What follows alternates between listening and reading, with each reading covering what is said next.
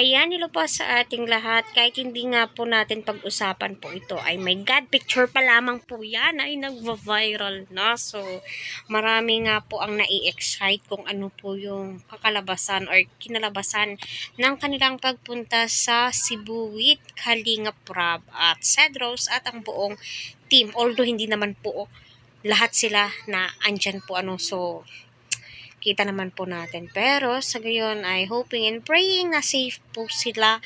And syempre, mag-ingat po palagi at ipagdasal po natin sila, So, ayun na nga po, yung topic po natin ngayon. Ay, nako, kahit di po natin pag-usapan na, kahit hindi na po natin gawa ng reaction is kitang-kita naman po. Picture pa lamang po yan ay viral na po dito sa ating social media account.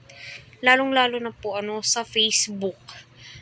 So, ika nga po nila, couple goals, yes, 100% na couple goals na nga po ito, so, tingnan nyo naman, yung maleta nilang dalawa, so, yan, pang 1 month ba yan na bakasyon sa Cebu, kasi doon sa sa Palawan noon, iilan lang yung dala ni Eds, hindi naman ganon kadami, ngayon, kay Edo nga ba yung malita na yan? So, sana all, grabe, masasabi mo po talaga na napaka-supportive po ng Team Kalingap, especially yung mga sponsors po nilang dalawa.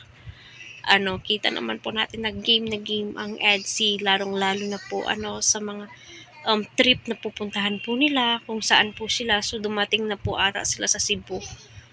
So abang-abang po tayo sa live ni Kalingap Rab. Malamang yan, magla-live po yan, magpapahinga lang saglit. My God, ako po ay na-excite na kung ano po yung mga gagawin po nilang mga activities po doon.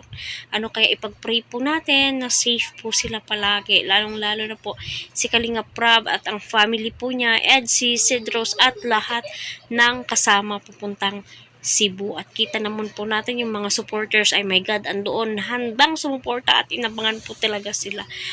So marahil ay excited din po sila makita ang EDC, di ba?